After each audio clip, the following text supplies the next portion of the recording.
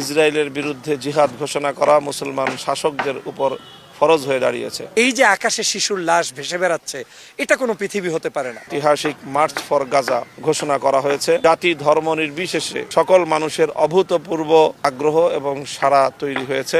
আগামীকাল বাংলাদেশে একটি ইতিহাস রচিত হবে। আমাদের মূল মেসেজটা হচ্ছে মানবতার পক্ষে, আমাদের মূল মেসেজটা হচ্ছে সত্যের পক্ষে, এবং আমাদের মূল মেসেজটা হচ্ছে এই যে আকাশে শিশুর লাশ ভেসে বেড়াচ্ছে, এটা কোনো পৃথিবী হতে পারে না। এটা মুসলমান হোক কিংবা অন্য ধর্মের হোক, কোনো মানুষের যদি এরকম মৃত্যু হয় অনাকাঙ্ক্ষিত, সেটা কেউ মানতে পারে না। কিন্তু তারা আজকের মুসলমান হওয়ার কারণে তাদের পাশে আজকের যেন কেউ নেই। কিন্তু আমরা যে আছি সেটা ঐক্যবদ্ধভাবে প্রতিষ্ঠা করব, এবং আমরা যে ইউনিটি ইন ডাইভার্সিটির ভিত্তিতে আছি, তথা এটাকে বলে আপনার মতানৈক্য সহ ঐক্য, মানে এই দেশের যে কোনো মত থাকুক না কেন, সব মত যে আমরা এক হতে পারি মুসলমানের দুর্দিনে, সেটার প্রমাণ হবে আগামীকালকের। এবং আপনি দেখেছেন সব সেলিব্রিটিরা ইতিমধ্যে মন্তব্য করেছেন, শিক্ষাবিদরা মন্তব্য করেছেন, রাজনীতিবিদরা মন্তব্য করেছেন, নায়ক গায়ক বিভিন্ন জায়গা থেকে এই সাপোর্ট করা হচ্ছে আগামীকালকের প্রোগ্রামে।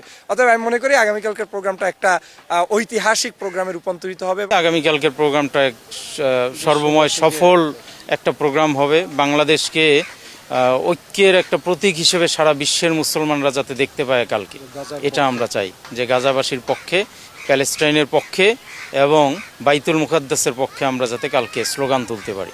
সারা বিশ্ব জানে যে ফিলিস্তিনের গাজা উপত্যকায় বর্বর ইসরায়েলের যে গণহত্যা পরিচালিত হচ্ছে, সাম্প্রতিক দীর্ঘ প্রায় ১.৫ বছর ধরে পরিচালিত এই গণহত্যা এখন চূড়ান্ত সীমা অতিক্রম করেছে।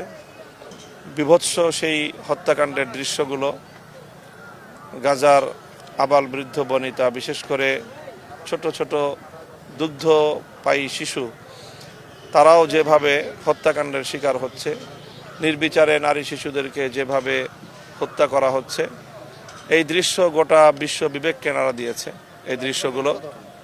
এবং সারা পৃথিবী আজ জায়নবাদী ইসরায়েলের এই বর্বরতার বিরুদ্ধে সোচ্চার। পশ্চিমা বিশ্ব থেকে এমনকি খোদ ইসরায়েলের মদতদাতা আমেরিকার রাজপথগুলো আজকে শান্তিকামী মানুষের প্রতিবাদে উত্তাল।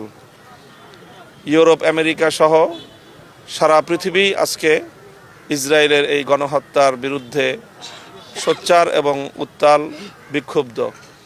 সেই ঢেউ সারা পৃথিবীতেই ছড়িয়ে পড়েছে। মুসলিম বিশ্ব তো অগ্নিগর্ভ হয়ে আছে।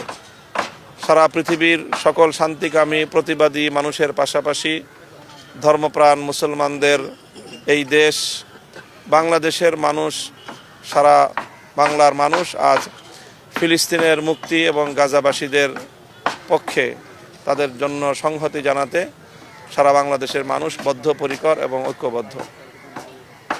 এমনিতেই সারা বাংলাদেশ জুড়ে খণ্ড খণ্ড বিক্ষোভ হচ্ছে, প্রতিবাদ হচ্ছে, এবং সারা পৃথিবীর আলেম সমাজ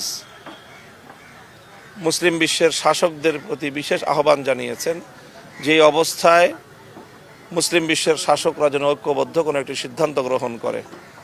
শরিয়ার আলোকে দেশে সারা পৃথিবীর বরেণ্য ইসলামী ফিকহবিদগণ, আলেমগণ, তারা ইতিমধ্যে ফতোয়া ঘোষণা করেছেন যে এই পরিস্থিতিতে ইসরায়েলের বিরুদ্ধে জিহাদ ঘোষণা করা মুসলমান শাসকদের উপর ফরজ হয়ে দাঁড়িয়েছে। তো এই পরিস্থিতিতে সারা পৃথিবীর মুসলিম শাসকরা, আমরা আশা করি যে তারা ঐক্যবদ্ধভাবে ইসরায়েলের এই গণহত্যার বিরুদ্ধে কার্যকর পদক্ষেপ নেবে, ওআইসি পদক্ষেপ নেবে, আরব বিশ্ব পদক্ষেপ নেবে। প্রায় 18 কোটি মুসলমানের এই বাংলাদেশ, এদেশের মুসলমানরা বরাবরই ধর্মপ্রাণ এবং মুসলিম উম্মার সকল সদস্যদের প্রতি তারা ভ্রাতৃপ্রতিম। তো সেই ভ্রাতৃত্বের জায়গা থেকেও বাংলাদেশের মানুষ ফিলিস্তিনের পক্ষে সবসময় ছিল এবং আছে। সেই বাংলাদেশের মানুষের ব্যাপক বিক্ষোভ এবং তাদের সেই প্রতিবাদ আজকে কেন্দ্রীভূত হয়েছে। আজও জুমার দিন সারা বাংলাদেশে ইসরায়েলের বিপক্ষে, ইসরায়েলের পণ্য বর্জনের আহ্বানে বিক্ষোভ পালিত হয়েছে। আগামীকাল আমরা জানি 12ই অক্টোবর প্যালেস্টাইন সলিডারিটি মুভমেন্টের পক্ষ থেকে ঐতিহাসিক মার্চ ফর গাজা ঘোষণা করা হয়েছে, এবং এই কর্মসূচির প্রতি সারা দেশের দল মত, জাতি ধর্ম নির্বিশেষে সকল মানুষের অভূতপূর্ব আগ্রহ এবং সাড়া তৈরি হয়েছে এবং আমরা আশা করছি আগামীকাল বাংলাদেশে একটি ইতিহাস রচিত হবে। সেই ইতিহাস হবে ন্যায় বিচারের পক্ষে, সেই ইতিহাস রচিত হবে শান্তির পক্ষে, সেই ইতিহাস হবে বর্বরতা, গণহত্যা এবং অত্যাচারের বিরুদ্ধে।